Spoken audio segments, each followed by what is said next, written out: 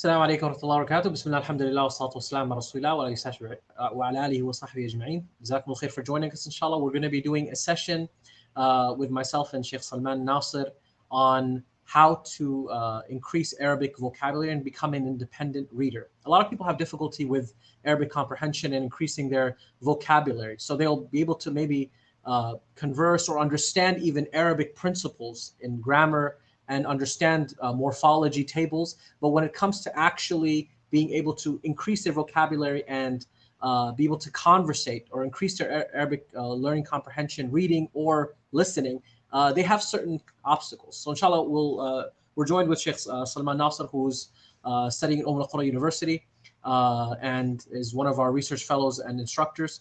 He's finishing up his master's, inshallah, continuing on to PhD bi'idhnillah. And he's somebody who has, alhamdulillah, extensive study of the Arabic language as well as the Islamic sciences and disciplines, inshallah azza. And he's teaching a number of courses for the Legacy Institute, including has finished and recorded in something that's on demand, Introduction to Tafsir Literature, our Advanced Quranic Study 1 course, which discusses the methodologies of the different scholars of tafsir, as well as the salient features of the tafsirs that they have. And he's currently teaching Advanced Quran Study 2 and going through Tafsir ibn Ashur, rahimahullah ta'ala, Tahrir wa Tanweer. And he's going to be teaching, inshallah, soon 2 works in Hadith sciences. One of them a foundational Hadith science text and its explanation called Al-Muqidha by Imam al-Dhahabi, and its explanation by Sheikh Khaatim al-Auni, who he is a student of, and as well as Al-Usus al-Aqliya, or the rational principles and the rational foundations of Hadith sciences. Inshallah, with no further ado, we'll welcome to Sheikh Salman Nasir. Jazakumullah khair. Assalamu alaikum. Wa alaikum assalam wa rahmatullahi wa barakatuh. Thank you for joining us, inshallah. So our discussion again is on Arabic language and certain obstacles that people can overcome in terms of building their Arabic vocabulary and becoming an independent reader. So, Bismillah. Bismillah, alhamdulillah, wassalatu wassalamu ala rasulillah wa ba'd. Basically, before we begin, just want to say that one of the reason for having this session was because I've found from personal experience, from my own personal experience, and then also encountering others who are learning Arabic, that there are certain places at which people sort of get stuck in their Arabic studies, and then they sort of hit a wall, and they're not certain how to proceed further, and so you sort of end up going around in circles, not knowing where to go. One of the most important places where people get stuck, and again, a lot of this depends on people's circumstances and the resources that are available to them. But for many, many people, one of the things that becomes a major barrier to moving further in their Arabic studies after they've been studying Arabic for a while and have at least in the first few steps, have maybe taken some of the critical first steps, and now they've run into a wall and they're not sure how to proceed further, is becoming independent in your reading. What do I mean by being an independent reader, or what does it mean to be an independent reader? Basically, if you've done a particular curriculum, and that might be a curriculum in a Western university that have various textbooks, Al-Kitab fi Ta'lim al-Arabiyya, I think Sheikh Faisal mentioned there's a textbook called Ahlan wa Sahlan. There are other textbooks that different programs have. Or you have, the Medina books. A lot of people are familiar with the Medina books. That's not their proper name, but they're known as the Medina books by Sheikh Fa Abdul Rahim. You have Al-Arabiyya Bayna Yadayk, obviously is popular now. You have any number of curriculums, and these curriculums have their various, sort of approaches, and perhaps each one has its merits. But regardless of which curriculum you go through, usually what happens is that once you've gone through a foundational curriculum that gets you from the point of being a non-speaker of the language, who doesn't know the language, to being able to read the language, write the language, have basic knowledge of the grammar, and you're able to go through this curriculum, and you've got it down pretty well, and you've now got a base in the grammar, and you've got a base in the vocabulary. What'll happen is you pick up a book, and you're like, what in the world is this? I can't read this. Right. And you think, oh my God, I don't know how to read Arabic. I still don't know how to read Arabic. And so what happens is at this point, a lot of people, they get frustrated, they get confused. So one thing that happens is some people, they'll say, okay, let me try reading with a dictionary. But if on every page, half the words you're looking up in the dictionary, odds are that that page will be the last page of that book you will read, because you get frustrated. And it's I mean, if you're gonna spend 2 hours just to read a single page, that's extremely frustrating. And so you burn out very quickly, and then you try something else, and then you try something else, and that's natural, because it's not a very practical way to learn. So people, they really struggle with this point of how to make that transition from, you studied a basic curriculum, maybe you've studied it and you've studied it well and you've got it down and you learned all the vocabulary that's in that basic curriculum, and you learned all the grammar that's in that basic curriculum, and you even applied it, and you know the rules pretty well, and you can recognize them when you see them, but you've hit a wall and you don't know how to go further in terms of becoming an independent reader. And this is a common problem. This is something that I myself ran into when I was first studying Arabic. I had gone through a particular curriculum. There were certain textbooks I'd gone through, and I just couldn't figure out how to get beyond that. And particularly in my case, I was I had more or less sort of started learning Arabic on my own. This is well before I'd come to university, and so I was just trying to figure out how to do it on my own. I didn't really have any direction. I personally found something for me that worked, and it was something that I just sort of stumbled on, which I'll get to in a bit.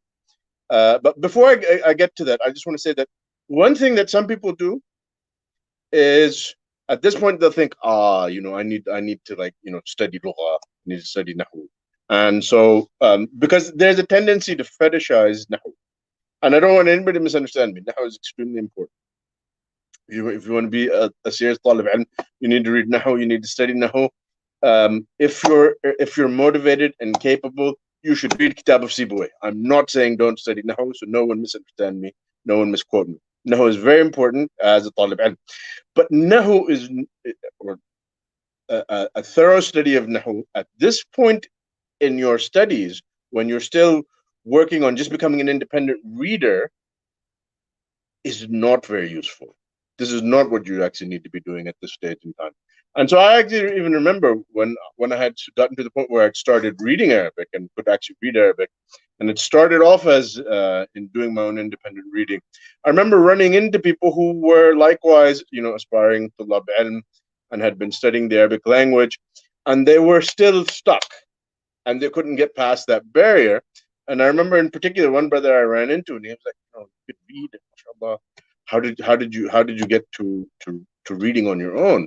He's like, I've studied Ajurumiyya with the Sheikh and I still can't read. And I'm like, well, that's why you can't read, because you're studying Ajurumiyya with the Sheikh instead of working on reading. And he was like, I've been through Ajurumiyya with the Sheikh twice, and now I'm going to go through Qatr al-Nada. And oh my God, this is not helping you. At this stage in time, this is not what you need to be doing, because when it comes to reading, there's two basic things. One is that you need to have a basic knowledge of the grammar, and you can get that once you have the basic knowledge of the grammar. And probably a lot of these introductory curriculums will actually give you enough of a basic knowledge of the grammar to be able to become an independent reader. What they won't give you is the necessary vocabulary, and the reason is, practically speaking, any beginner curriculum that you go through on Arabic, at the end of the day, you're going to learn how many words? 1,000 words, 2,000 words, 3,000 words. That's a good base. That's a good starting point. And any good curriculum is going to give you that. But that's not enough to be an independent reader. I mean, if you just consider the person who is a native speaker of a language, you can expect that he is going to have, he's going to know anywhere around 20,000 words, 30,000 words, more or less, something like that. But he has a considerable vocabulary. And so, when you're learning the language as an adult, as a non-native speaker of the language, you're trying to basically get to the point where you can be on par or on a similar level or close to the level of someone who is a native speaker of the language. But the person who's a native speaker of the language has been using that language for decades. He has been immersed in it. He has all of his education has been in it. He's done a lot of reading in it. So he has all of these factors that allow him to have the vocabulary that a native speaker of the language would have. You don't have those things. And so you need to sort of try and work on catching up with where a native speaker would be. Now you might still end up having gaps. Like for me, for example, I can read classical texts in tafsir and fiqh and what have you, because I've got years of experience now doing it. I might even understand it better than the average Arabic speaker. But I go to the grocery store and I'm still trying to remember what are the names of the vegetables. You don't know the difference between what's the difference between kuzbura and bakadonis and like so you'll still have those gaps, but that's not a big deal, because unless you're specializing in kuzbura and bakadonis, it doesn't matter. That's not that big a deal. Wait. Kuzbura and bakadonis is parsley, and what's the other term for English? Parsley or what? One of them is parsley. Don't ask me which one is parsley. One of them is parsley, and the other one is something also green. I don't remember the word in the English word for it. We've been looking this up for like 12 years, and we still don't know the difference between parsley and what is it? Thyme? Yeah, maybe. I honestly don't remember. Yeah. But the thing is that those things will be there inevitably. Learning language is always an ongoing process. Even as a native English speaker, and someone who prides myself on being, well educated and well read and what have you, and having gone to good schools and having gone to university, there's still words in the English language I don't know. I run into words I don't know all the time, and I end up having to look them up in the dictionary or just pretend that you know, so that you don't look like because you don't want to be embarrassed or what have you. But regardless, whether you look it up or you just pretend to know, or you consider the person who is using that word to be pretentious because you don't know it, whatever you do, at the end of the day, even in your native language, there's always going to be words that you don't know. So there's not really an end to vocabulary acquisition, right? But there is a point at which you transition from the vocabulary of the curriculum that you studied to now you have enough vocabulary that you can pick up a book and read it on your own. Right. And the vocabulary that you need for the second part is actually significantly bigger than the vocabulary that you will get from that curriculum typically. So there's sort of a gap there, and that is what causes people to struggle. They don't know how to bridge that gap. And so in that regard, I have a personal tip. This is not the only way to do it, but this is something that worked very well for me. And one of the nice things about this method is that it was something that this was at a point in my time. This was at a point of time in my life where I was not yet at Qura University. This is years before I came to Qura University. Right. So I'm not formally studying anywhere. So I was more or less on my own, and I managed to do this on my own. And I managed to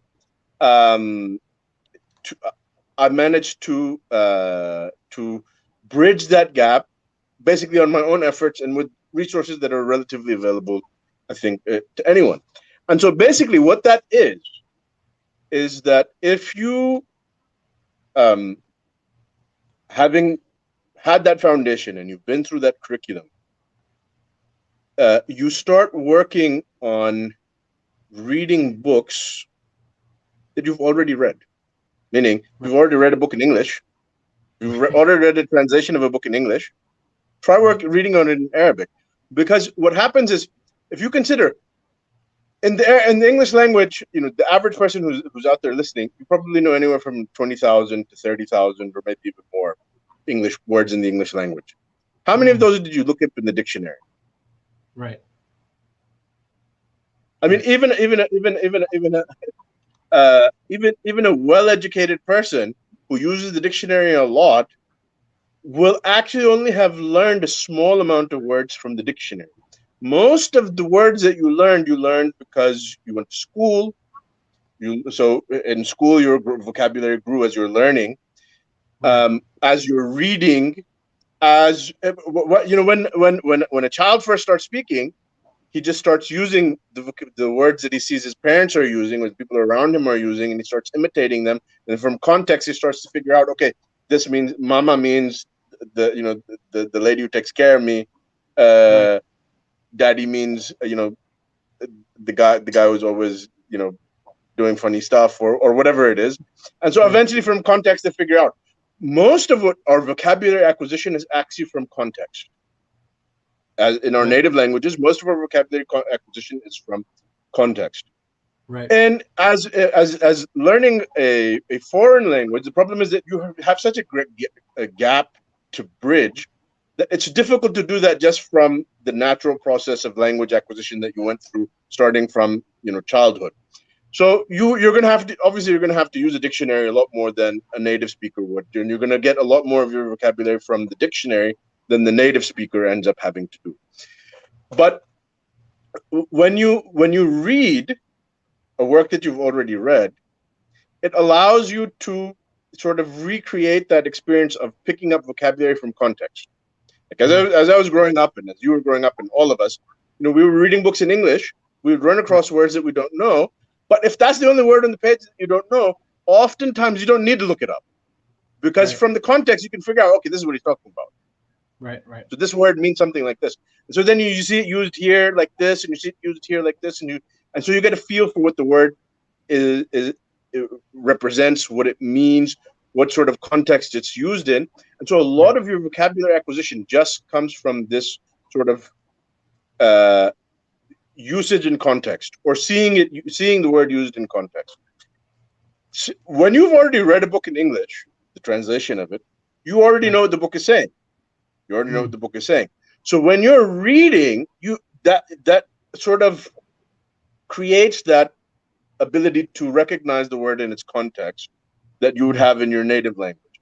And so you'll be able to pick up a lot of words this way, sort of passively, just as you're reading, because you know what the book is about.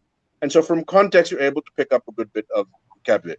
This is not a perfect method, but it's a great method to pick up a lot of vocabulary in a reasonable amount of time without having to torture yourself. Without having to torture yourself. The grammar Nazi is here to define the words for us. But genuinely, there's a lot of things that you will pick up that way. And so you read one book this way, read two books. It doesn't have to necessarily be a book that you have read the translation of. It could be a book that the subject matter of the book you're already very familiar with.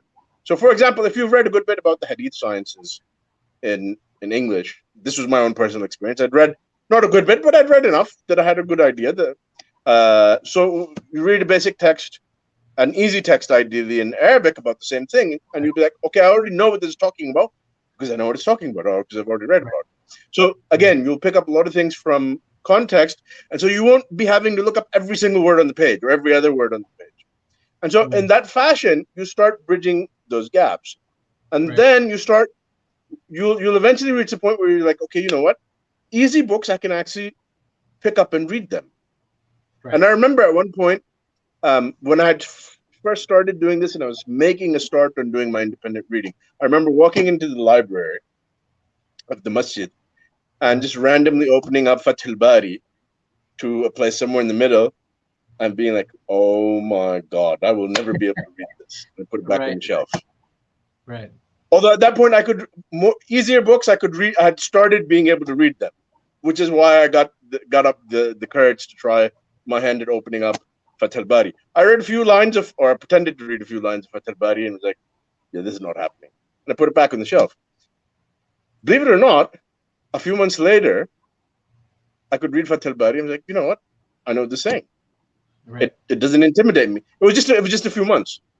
It didn't intimidate me anymore.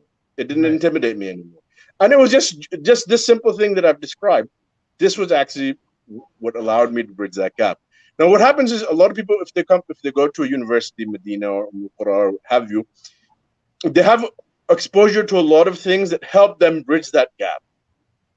Because, you know, you're 24/7, you're in the university, you're around people speaking Arabic, your professors are speaking Arabic, you have this text to learn, and this text to learn, and this text to learn, and a dozen different subjects.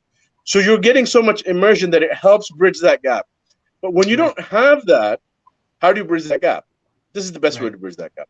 A final point that I'm going to make, and then we'll wrap this up because I don't want to go into too many different things. Just focus on this one or two salient points that gives people something that they can, that is actionable. Right. The last thing that I will say is that this point that I led with about how you have such a big vocabulary deficit that you're trying to make up for, that, you know, other people, that a native speaker has had a lifetime of exposure. Something that is important to keep in mind is that the best way to pick up vocabulary, large amount of vocabulary, is by reading. There is no substitute for reading. A lot of people think, "Oh, I'll learn Arabic when I go overseas." Right. Whether it's to Egypt or to Medina or to wherever they're planning on going, or Mauritania or what have you. Oh, I learn when I go overseas. Okay, so you think that, you know, that having a conversation with your local grocer is you know, you're going to be able to then pick up you know, al-mu'allaqat and read Imru al-Qais, you know. Arabic poetry, right? Do you ever walk into the baqala and the guy's like, you know, you don't have that vocabulary. You don't develop that vocabulary, because the vocabulary that people use in their day-to-day lives, even if they're fluent speakers, excellent speakers of the language, it's very simple things. If you think about the things that you talk about with your family, like, you know, pass the salad, how was your day? Gee, you know, I was thinking about Newton's third law. No, you don't talk about those things at home or just in day-to-day conversation. You don't talk about those things. So there's a lot of vocabulary that you're only going to get from reading.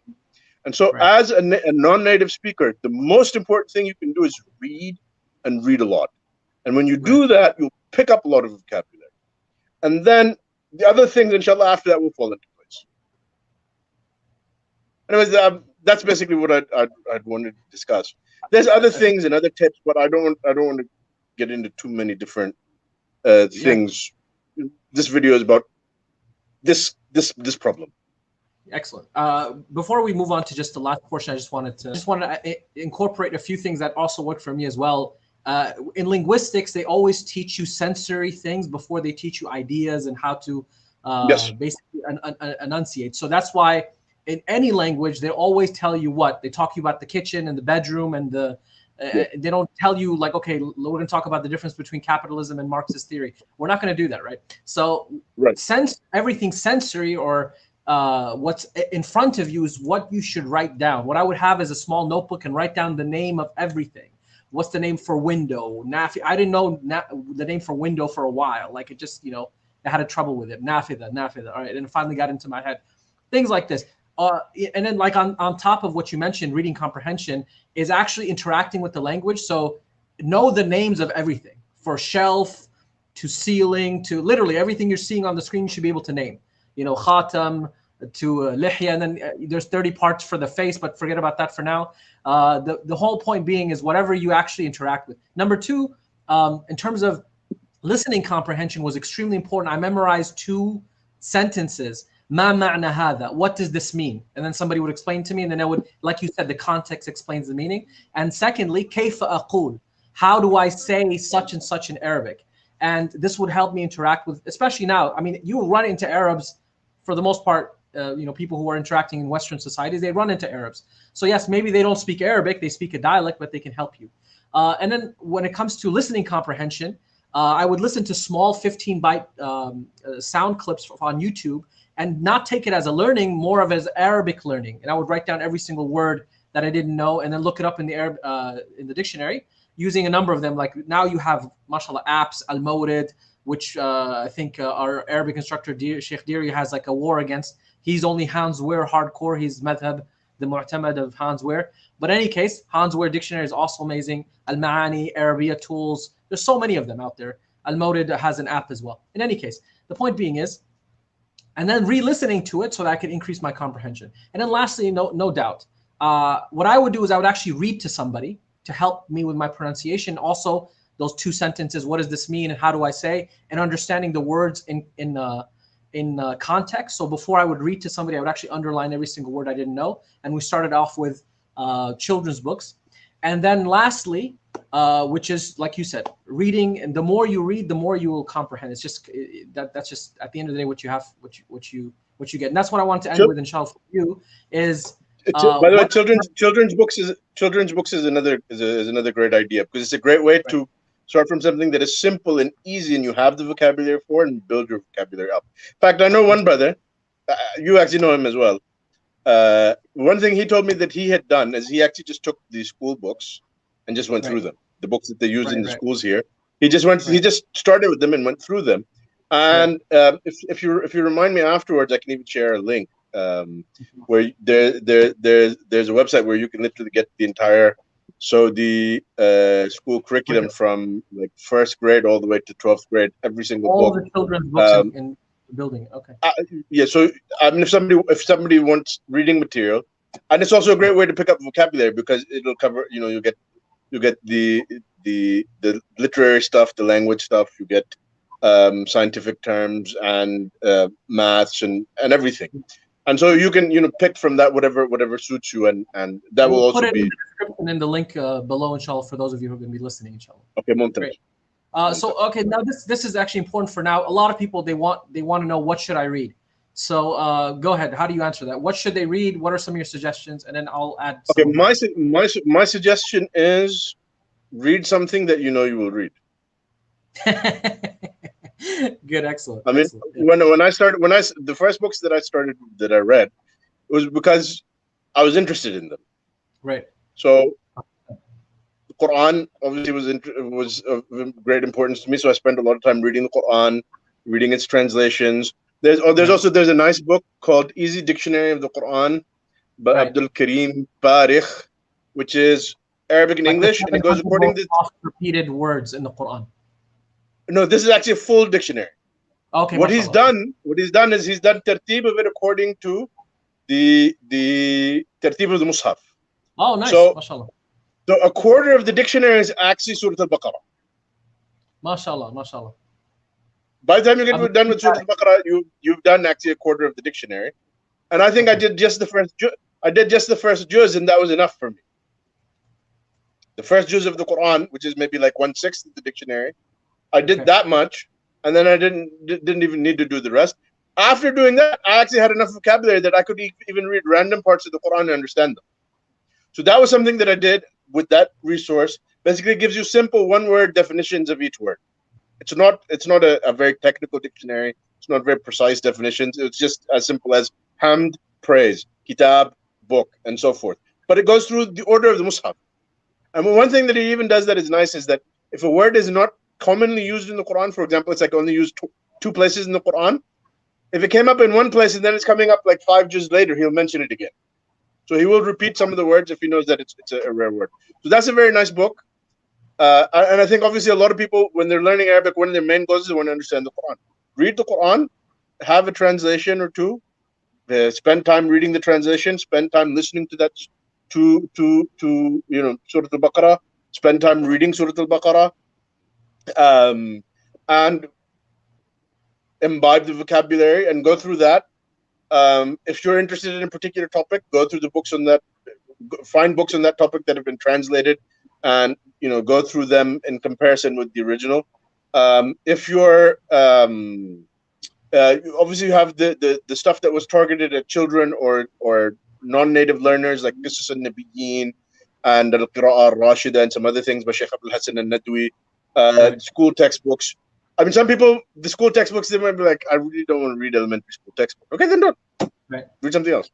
But for this brother, he had the dedication and he wanted to do it, and he did it. So if it works for you, do it. So at this point in time, it's not even so much about what are you going to read. It's because the goal is just to start reading. Get yourself reading, and then you can always decide afterwards. Oh, I need to read now. I'm going to read this. Now I'm going to read this, because one thing that happens with more people is that they get too caught up in oh, I want to, should I do this or should I do that? Let me ask like 50 different people. Right. Because I need to decide on the right thing. No, there's no right thing. Just if it's working for you, just start. And if it's not working, then try something else. Like I opened up Fath al-Bari and I was like, yeah, no, okay, maybe not right now. And later on, I started reading. Again, someone might think, oh my God, why are you reading Fath al-Bari? You need to study like 15 different Ulum first. Point is that I wasn't really trying to learn Fath al-Bari. It was something that interested me, so I started reading it. I went from reading basic texts that had been translated, that I'd read in translation, to then reading other texts that that were easy enough to be that I could comprehend them, that I could read them for the most part, while at the same time there was still some challenge in them, and it was still pushing me to grow my vocabulary. And within a few years, I was very comfortable reading. MashaAllah. Great. I mean, that's an excellent, obviously, practical example, because oftentimes people are given suggestions, which I had this problem a lot, man. I would ask somebody and they would give me a suggestion they themselves haven't read. So this happened to me multiple times. And then when I read it, I'm like, have you read this book? They're like, no, somebody told me that it was a good thing to read. And I'm just like, why? Like, this doesn't make any sense to me. But then, like, obviously you mentioned this book right here, Qasas al-Nabiyyin by Abul Hasan Nadwi. This book was excellent because, again, he builds for a comprehension in infusing literary elements and grammatic elements in understanding. And then for me, like, personally, like Abu Bakr al-Jazairi's book, Hada al-Habib Ya Muhib, very easy in Sirah. It's a very beautiful book in Sirah. I'll just put it up again for those of you who might want to look at it. It's just we'll put it in the description as well. And then you have Ma'al Mustafa by Sheikh Salman al-Al'Auda. This was a really good book. You have something that's recommended by Sheikh Faisal Qasim, which is really good. A good book called Mu'jam al-Qawa'id al-Arabiyya min al-Qur'an al-Karim. This is a dictionary, or basically a text which of Arabic grammar. It's basically a grammar book that digs out lots of examples from the Qur'an. Right. In any case, and then you had like a smaller series. There's a bunch of these smaller books which are called Mawa'idh. Mawa'idh of, for example, Imam Harith al-Muhasibi. Mawa'idh of Imam Ibn al-Jozi. Mawa'idh of Imam Malik ibn Dinar, so on and so forth. So these small little books, they interested me. And then later on, you have Ali Tantawi, for example. This is a book on Abu Bakr. He's amazing. His literary ability is just beautiful. That's actually Al-Bawakir. It's not Abu Bakr. Oh, Al-Bawakir. Al-Bawakir. I'm sorry. I thought I got the Abu Bakr book. Jazakallah khair. There's one on Abu Bakr. There is one on Abu Bakr. Right. And then there's one, something actually, you're the one who first introduced me to the author. And the author is Munir غضبان, rahimahullah, a very famous Syrian author who's a specialist in Sirah. He passed away. In Qura University, they study his book on fiqh, Sirah. And his books in Sirah in general are amazing. He's very literary and very beautiful. This is his book on Khulafa al-Rashidin. This one is on, just so I read it correctly, Umar ibn Khattab. So it's not Al-Bawakir, it's something Umar ibn Khattab. And then later on, you had, so for me, like poetry became, I started to like poetry. So this is the Diwan of Abu al-Atahiya. And there's a lot of these Diwans, like Sheikh Salman has a collection of them. For the Dar al-Sadr, Abu al-Atahiya was just a more Islamically inclined than some of the things you'll read in the early, before Islamic period, for example. And so on and so forth. I mean, for me, I got to the point where I liked certain subjects, and like Sheikh Salman said beautifully, is start just reading what you will enjoy. And if you start reading what somebody else is telling you, then you're going to lose interest. And that will lead you to books like Asrar al-Arabiyya by Imam al-Anbari, or fiqh al-lugha, which you understand some depths of language like Ibn al-Jinni and others. There's one book that me and Sheikh Faisal love. He loves it a lot. Lughat Quraysh by Sheikh Al-Ghawth, Dr. Al-Ghawth, speaking about the Quraysh language. This is a high-level understanding of what was exactly the language of the Quraysh at their time. But I mean, look, your build, that's what I'm trying to say. We started out with a children's book on the prophets, stories of the prophets, and we built to, you know, alhamdulillah, things that, you know, like you said, you read Fath al-Bari, which is the explanation of Sahih al-Bukhari. With that, inshallah, I think that pretty much covers it. We'll give you for those of you who are wondering, and we went too fast maybe in the showing of the books, we'll give you the suggestions, inshallah, in the description. Jazakumullah khair for joining. Sheikh Salman, if you have anything else, otherwise we'll wrap it up. Jazakallah khair. Jazakumullah khair for joining us, and hopefully you guys enjoyed it, inshallah, and benefited from us. We're teaching in the Legacy Institute a number of classes that are on demand and archived. Among them, Sheikh Salman's classes we mentioned in the beginning, Advanced Quran Study 1, which is Introduction to Tafsir Literature, and then Advanced Quran Study 2, which he's teaching now, the Tafsir ibn Ashur, and he's also teaching 2 hadith classes, one of them Foundational Hadith Sciences, Sharh al-Muqidha by Imam al-Dhahabi, which is a foundational text in hadith sciences, and also the rational, this book right here, it's on my desk actually, so I can pull it out, which is called Al-Usus al-Aqliya li Manhaj Naqd al-Muhaddithin, the rational foundations in hadith criticism. It's a very important book in understanding what the, again, as the title says, rational foundations and how the scholars criticize hadith. And then I had teach Quranic Seerah, and inshallah as well as fiqh. And we have foundational Arabic classes. And for those of you who already have foundational Arabic, intermediate to advanced Arabic with Sheikh Faisal Qasim. So inshallah you guys can look it up. The link is right here, legacy.institute/academy. May Allah subhanahu wa ta'ala bless all of you, and inshallah bless us to increase our knowledge of the Arabic language and understanding of Islam. Jazakumullah khair. Wa sallallahu ala nabi Muhammad wa ala alihi wa sahbihi ajma'in. Subhanakallahumma wa bihamdika ashhadu an la ilaha illa ant astaghfiruka wa atubu ilayk. Thank you for joining us.